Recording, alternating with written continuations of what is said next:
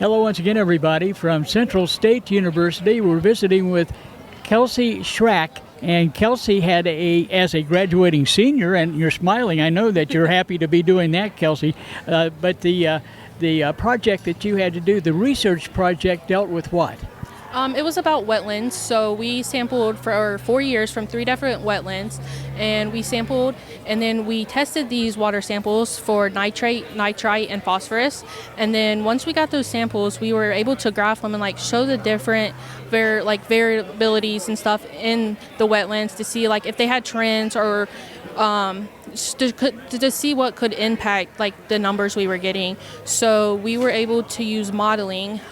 We had a code we ran to produce maps to show us the different changes from the 4 years, and we were able to see there were some graphs that would show there was no seasonal trend, and in conclusion we were able to see temperature had no effect because it stayed the same constant because the points were so close together.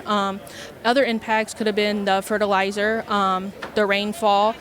There was a lot of different variabilities in the wetlands, so we were able to see the different trends and stuff. And this actually was the first time ever mapping wetlands to show this. So it was a great project. I loved it.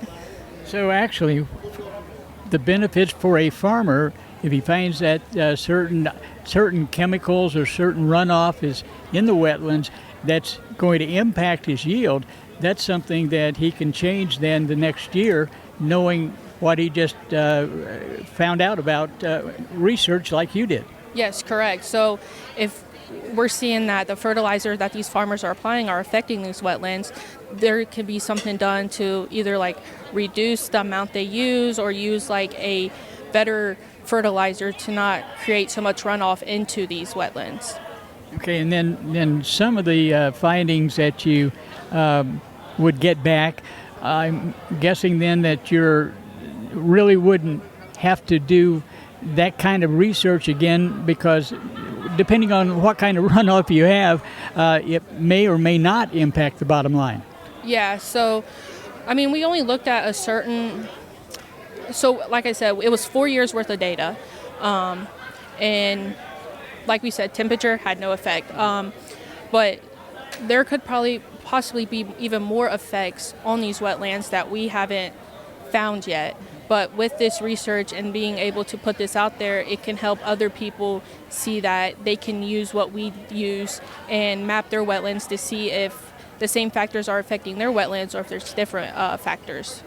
Now, Central State being a smaller school, I'm sure you've gotten a lot of hands-on experience in your research. Would you recommend Central State to any other prospective students? Yes, I would. When I first started coming here, I wasn't involved in the research or anything until about my sophomore year.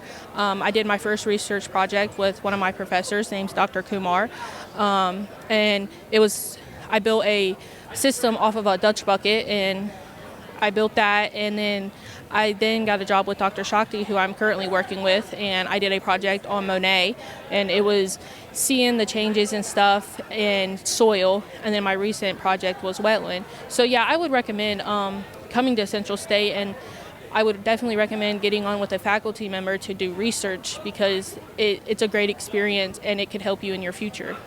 Great job, Kellsie. Thank you very much for being with us, and good luck down the road. Thank you, you too. And stay with us, back with more in Ohio Country Today.